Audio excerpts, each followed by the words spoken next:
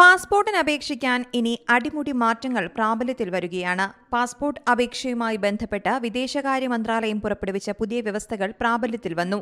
പുതിയ ഭേദഗതി പ്രകാരം 2023 ഒക്ടോബർ 1 അതിനുശേഷമോ ജനിച്ചവർ ജനനതീയതി തെളിയിക്കുന്നതിന് ജനന സർട്ടിഫിക്കറ്റുകൾ മാത്രമേ നൽകാവൂ എന്നാണ് വ്യവസ്ഥ. 1980 പാസ്പോർട്ട് നിയമങ്ങളിലെ ഭേദഗതി പ്രാബല്യത്തിൽ വരുത്തിക്കൊണ്ടുള്ള ഔദ്യോഗിക കുറിപ്പാണ് പുറത്തിറക്കിയത്. 1967 പാസ്പോർട്ട് നിയമത്തിലെ സെക്ഷൻ 24 വ്യവസ്ഥകൾ പ്രകാരമാണ് ചട്ടങ്ങൾ ഭേദഗതി ചെയ്തത്. ജനന മരണ രജിസ്ട്രാർ അല്ലെങ്കിൽ മുനിസിപ്പൽ കോർപ്പറേഷൻ അല്ലെങ്കിൽ 1969 ജനന മരണ രജിസ്ട്രേഷൻ ആക്ട് പ്രകാരം അധികാരപ്പെടുത്തിയ അതോറിറ്റി ഇത് നൽകണമെന്നും ഗസറ്റിൽ പറയുന്നു.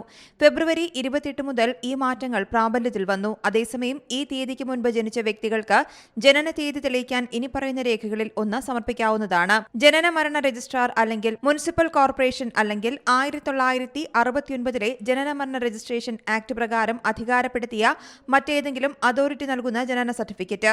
അപേക്ഷകന്റെ ജനന തീയതി ഉൾക്കൊള്ളുന്ന അംഗീകൃത സ്കൂൾ അവസാനമായി പഠിച്ചതോ അംഗീകൃത വിദ്യാഭ്യാസ ബോർഡ് നൽകുന്നതോ ആയ ട്രാൻസ്ഫർ, സ്കൂൾ ലീവിംഗ്, മെട്രിക്കുലേഷൻ സർട്ടിഫിക്കറ്റും ഹാജരാക്കാം. ആദായ നികുതി വകുപ്പ് നൽകുന്ന അപേക്ഷകന്റെ പെർമനന്റ് പാൻ കാർഡിലും അപേക്ഷകന്റെ ജനന തീയതി അറിയാം. അപേക്ഷകന്റെ സർവീസ് റെക്കോർഡിന്റെ അല്ലെങ്കിൽ പേ പെൻഷൻ ഓർഡറിന്റെ ഒരു പകർപ്പും ഇതിനായി ലഭ്യമാക്കാം. ഈ രേഖ അപേക്ഷകന്റെ ബന്ധപ്പെട്ട മന്ത്രാലയത്തിന്റെയോ വകുപ്പിന്റെയോ ഭരണ ചുമതലയുള്ള ഉദ്യോഗസ്ഥൻ സാക്ഷ്യപ്പെടുത്തുകയോ വേണം. കൂടാതെ അവരുടെ ജനന തീയതിയും ഉണ്ടായിരിക്കണം. ഗതാഗത വകുപ്പ് നൽകുന്ന ഡ്രൈവിംഗ് ലൈസൻസും ഇതിനായി ഉപയോഗിക്കാം. എന്നാൽ അപേക്ഷകന്റെ ജനന തീയതിയും ഇതിൽ രേഖപ്പെടുത്തിയിരിക്കണം. അപേക്ഷകന്റെ ജനന തീയതി ഉൾക്കൊള്ളുന്ന തിരഞ്ഞെടുപ്പ് കമ്മീഷൻ നൽകുന്ന വോട്ടേഴ്സ് ഫോട്ടോ ID കാർഡും ഇതിനായി ഉപയോഗിക്കാവുന്നതാണ്.